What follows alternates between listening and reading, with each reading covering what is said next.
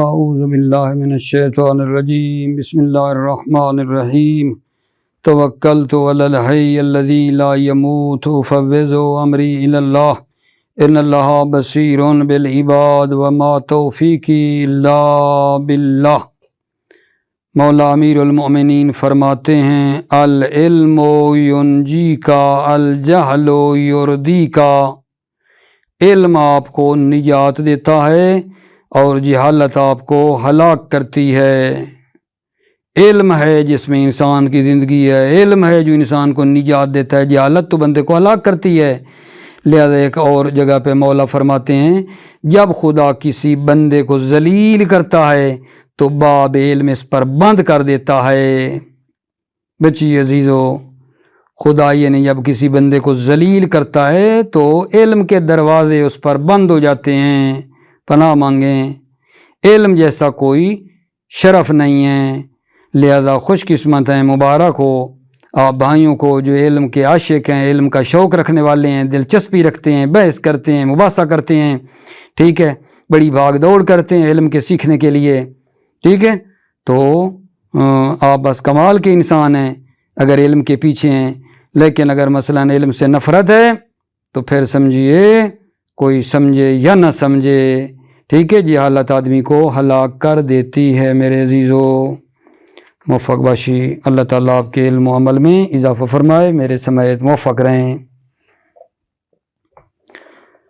جی آقا جان، بحث سوال نمبر 31 میں 131 میں ہے، بحث آج ہماری سوال نمبر 131 میں ہونا چاہتی ہے۔ سوال کیا ہے؟ توجہ، ما ہوا حکم اسم الفاعل اذا کان مقرونا بال، اسم فاعل کا کیا حکم ہے جب وہ الف لام کے ساتھ ملا ہوا ہو؟ اسم فاعل کا کیا حکم ہے جب وہ الف لام کے ساتھ ملا ہوا ہو؟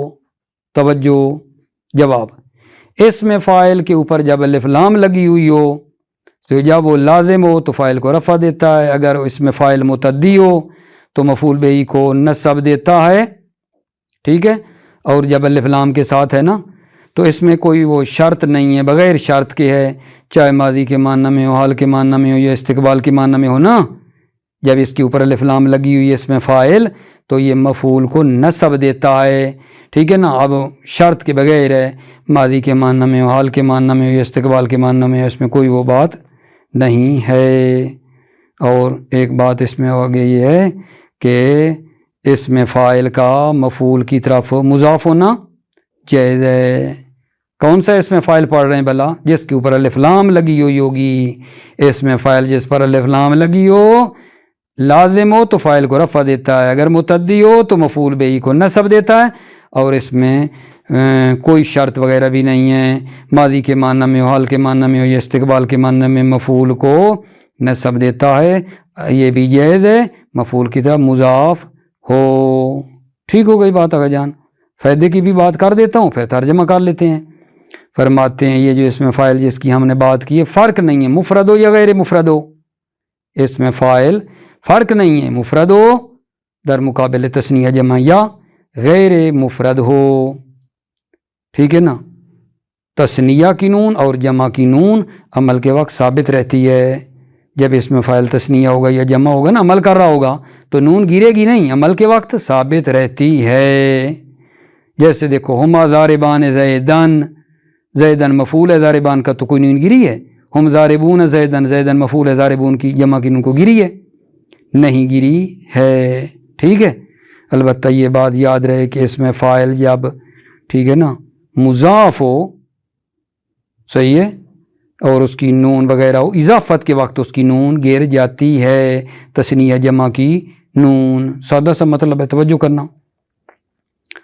بسم اللہ الرحمن الرحیم، سوال نمبر 131 کا جواب، اسم الفاعل المقرون بال اذا کان لازما رفع فاعلا فقط، اسم فاعل جو الف لام کے ساتھ ملا ہوا ہے، اذا کان لازما، کان والی ضمیر، جب اس میں فاعل لازم ہو، رفع فاعلا فقط، تو صرف فاعل کو رفع دیتا ہے، نہ وہ زید القائم ابوہ حاضر، توجہ، القائم اس میں فاعل ہے، لازم ہے، ابوہ کو اس نے رفع دیا ہے۔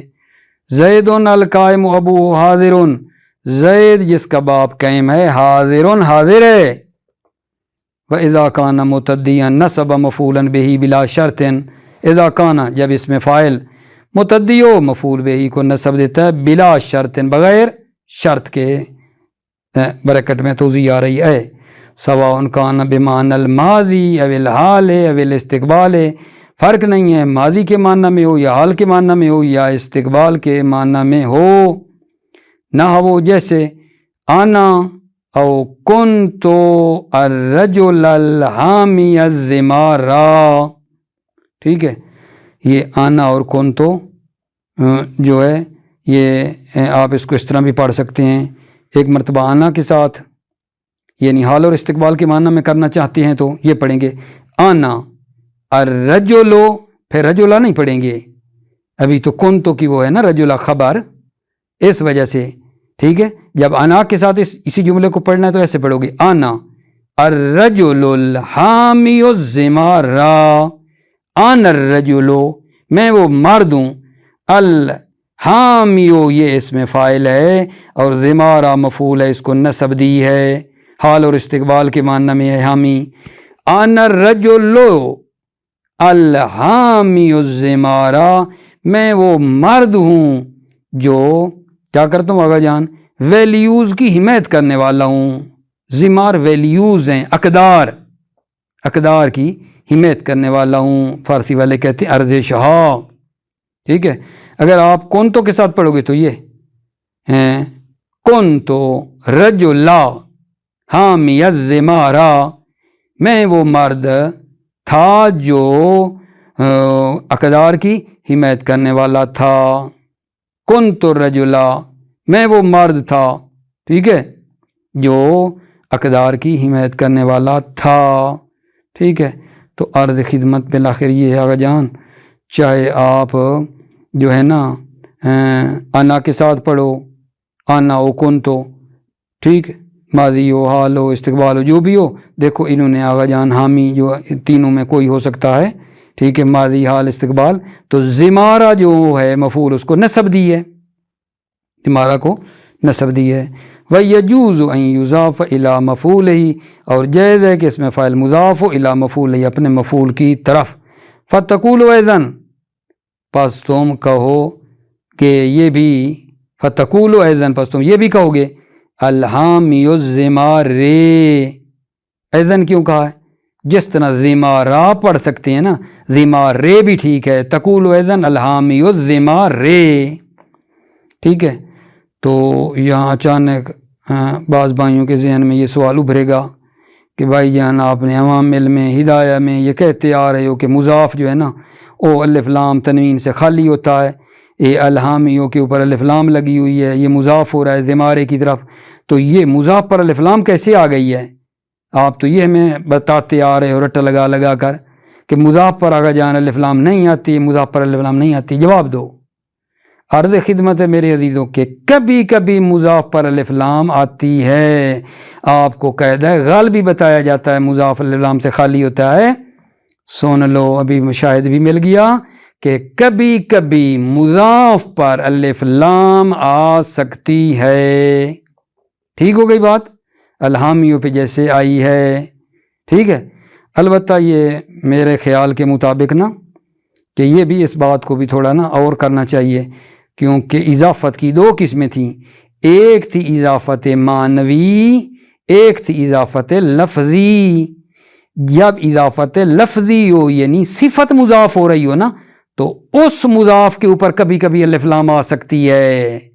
اضافت معنوی میں تو میں یہ بات کبھی والی بھی نہیں دیکھی، اضافت معنوی غلام و زیدین جیسے مثال نہیں دیتے تھے اضافت معنوی کی، ٹھیک ہے، خاتم و فضتین، تو وہ جو اضافت معنوی تھی اس میں مضاف پر الف لام لگی ہوئی یہ میں نے کبھی نہیں دیکھی۔ اضافت لفظی میں یہ جو کبھی کبھی والی بات بھی ہے نا یہ اضافت لفظی میں آئے گی، یہ بات بھی مد نظر رکھیے گا۔ فائدتن لا فرق بین ان یکون اسم الفاعل مفردن او غیر مفردن، فرق نہیں ہے اس میں فاعل مفرد ہو، مفردن کیوں پڑھیں گا جان، یکونوں کی خبر، لا فرق بین ان یکون اسم الفاعل مفردن، فرق نہیں ہے اس میں فاعل مفرد ہو در مقابل تثنیہ جمع ہے، او غیر مفردن یا مفرد نہ ہو، الا ان النون المثنى والجمع تثبت عند العمل، توجہ دی دو، مگر یہ کہ تثنیہ کی نون اور جمع کی نون عمل کے وقت ثابت رہتی ہے، عمل کے وقت ثابت رہتی ہے، جب یہ عمل کر رہے ہوتے ہیں نا تثنیہ جمع والا اس میں فاعل تو نونیں ثابت رہتی ہیں، نحو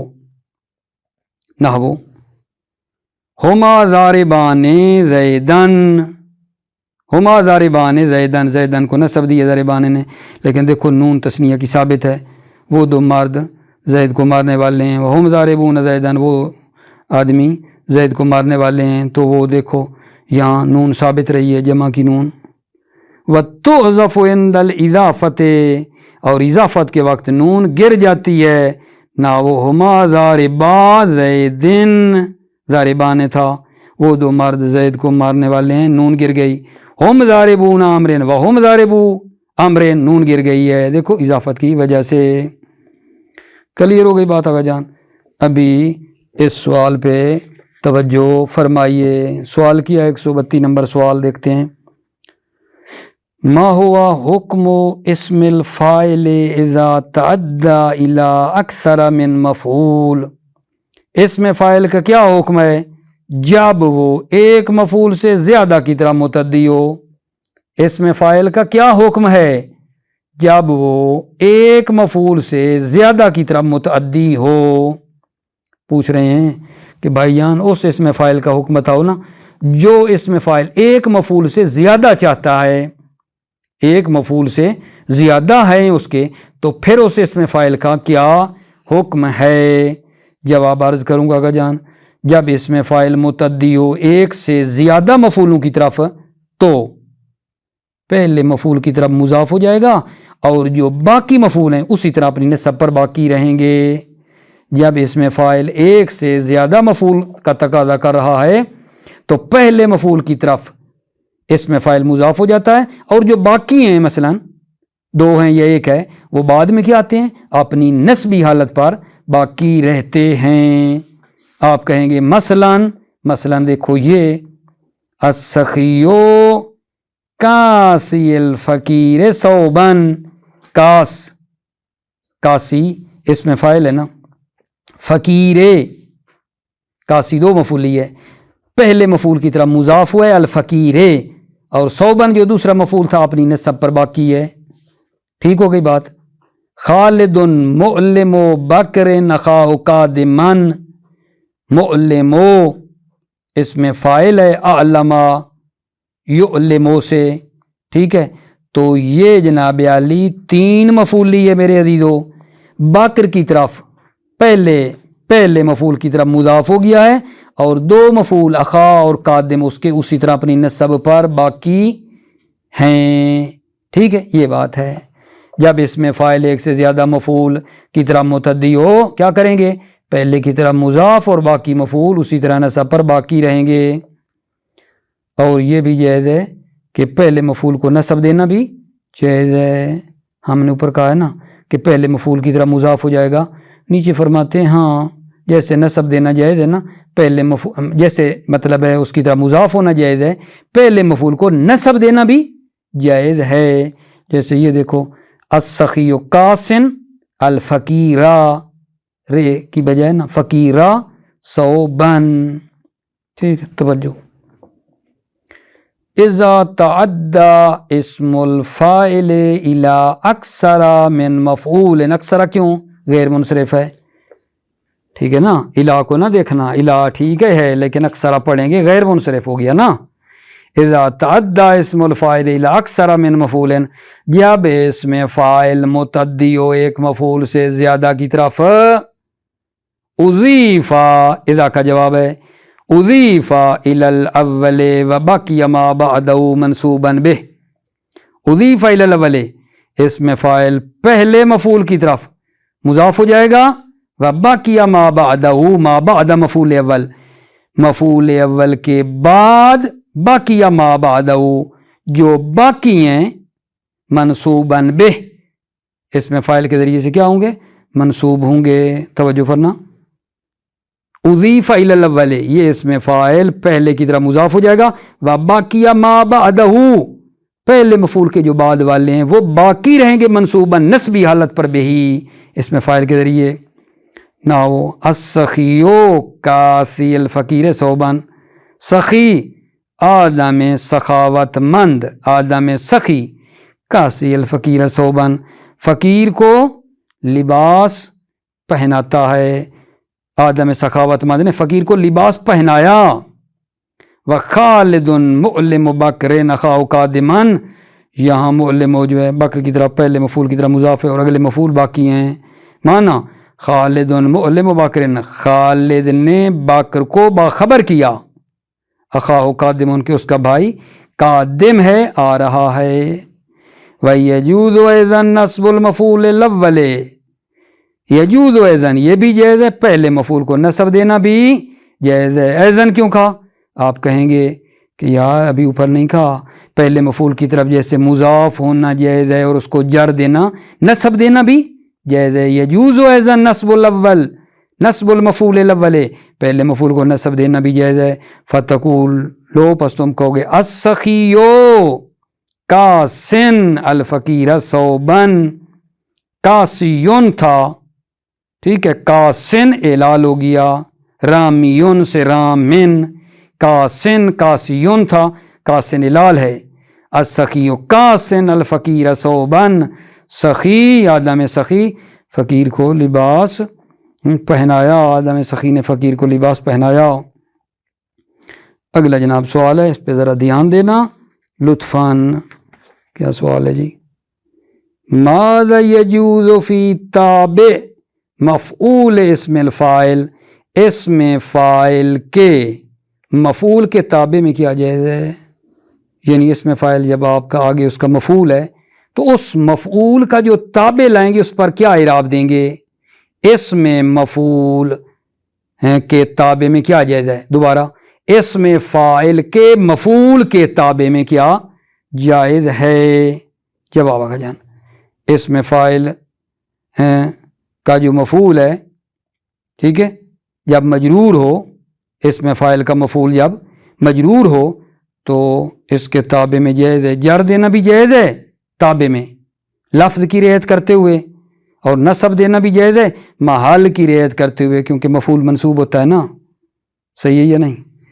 اسم فاعل کا مفعول جب مجرور ہو اور اس پر تابع لائیں تو جر دینا جائز ہے، لفظ کی رعایت کرو گے، نصب دینا جائز ہے، محال کی رعایت کرو گے کیونکہ مفعول منصوب ہوتا ہے. مثال دیکھ لو، ھذا مبتغی جاہن و مالن او مالن، مبتغی ٹھیک ہے اس میں فاعل ہے اور جاہن کی طرف یہ کیا ہوا میرے عزیزو؟ مضاف ہوا ہے. اب اس کا جو تابع ہے، تابع مال، اس کو مال لین بھی ٹھیک ہے مالن بھی ٹھیک ہے، مال لین پڑھیں گے تابع پہ، لفظ جاہن پر عطف کریں گے، مالن پڑھیں گے جا کے لفظ پر عطف کریں گے، کیونکہ یہ جا مفعول ہے اور مفعول منصوب ہوتا ہے. اذا کان مفعول اسم الفاعل مجرورا جاز فی تابعہ اما الجر مراتا لللفظ او النصب مراتا للمحل، جب اسم فاعل کا مفعول مجرور ہو جاز فی تابعہ ہی، اسم فاعل کے مفعول کے تابع میں، اما الجر یا جر جائز ہے تابع میں، مراتا لللفظ، لفظ کی رعایت کرتے ہوئے. کون سا لفظ؟ لفظ مفعول کی، لفظ کا اشارہ یعنی لفظ مفعول کی رعایت کرتے ہوئے.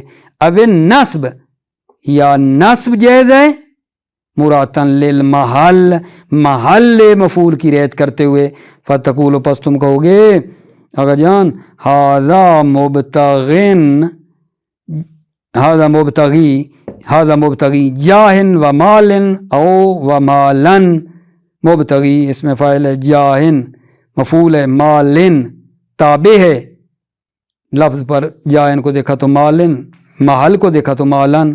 ھذا مبتغی جائن و مالن و مالن، یہ شخص طلب کرنے والا ہے مقام اور مال کو، یہ جا طلب اور مال طلب ہے نہیں کہتے ہیں، ٹھیک ہے۔ اس کے بعد اگر جان جو ہمارا اگلا سوال ہے اس کو ہم انشاءاللہ بعد میں آپ کے لیے رکھ لیتے ہیں۔ موفق مید رہیں، سلامتی ہو آپ کی۔ السلام علیکم ورحمۃ اللہ وبرکاتہ۔